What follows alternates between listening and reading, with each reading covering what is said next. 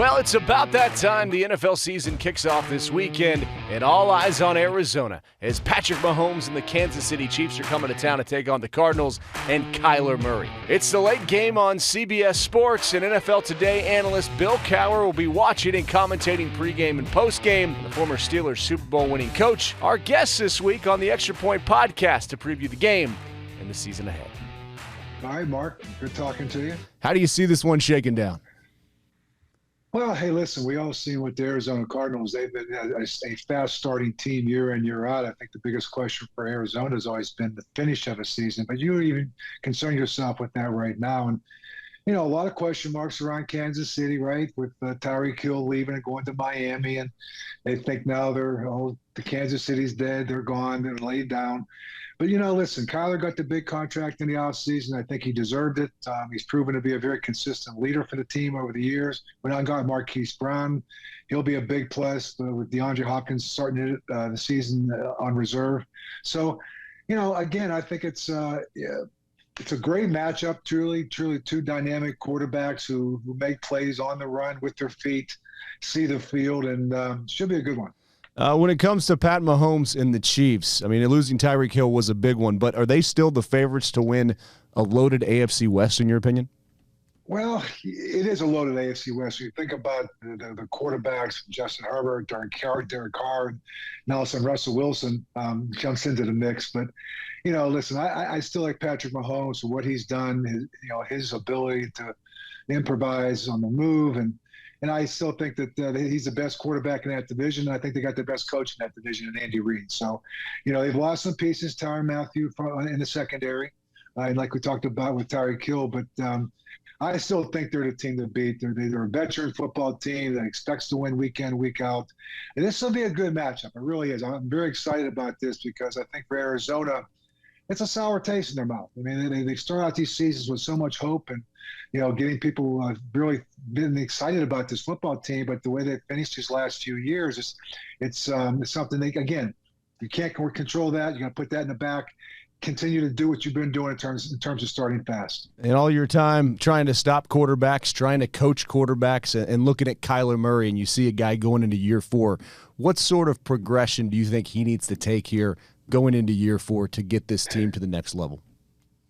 I think he's on a good trajectory, to be honest with you, Mark. I mean, I watch him. I know a lot was made up about, you know, his studying of the game earlier. But listen, Kyler Murray's got a great feel for the game. Those are things that you can't coach. Those aren't things that come with just training. I think it's again, having the command of the offense, being able to take control in that huddle, being able to gel quickly with some of the newer faces that he has.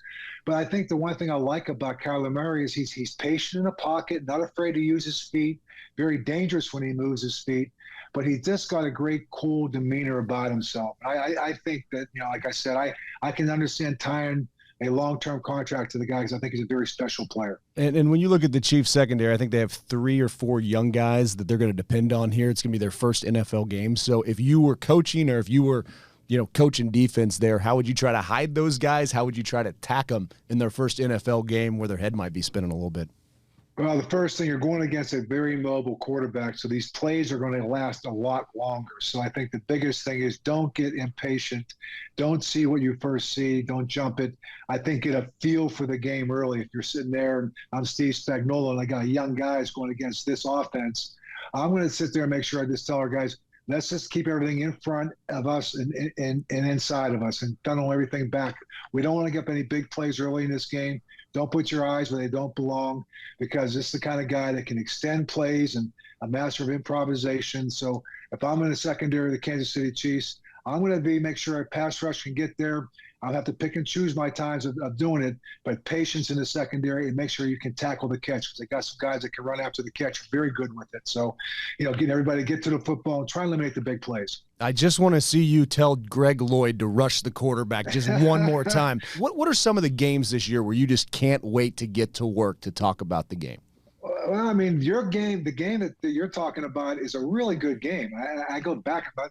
I love the dynamic of the two quarterbacks, right? And then I go back to, come on, the Pittsburgh Steelers going against the Cincinnati Bengals. No one's picking the Pittsburgh Steelers to do anything. Mitch Trubisky's first time the Pittsburgh Steelers have a starting quarterback that's in 18 years that's not named Ben Roethlisberger. So a lot of anticipation there.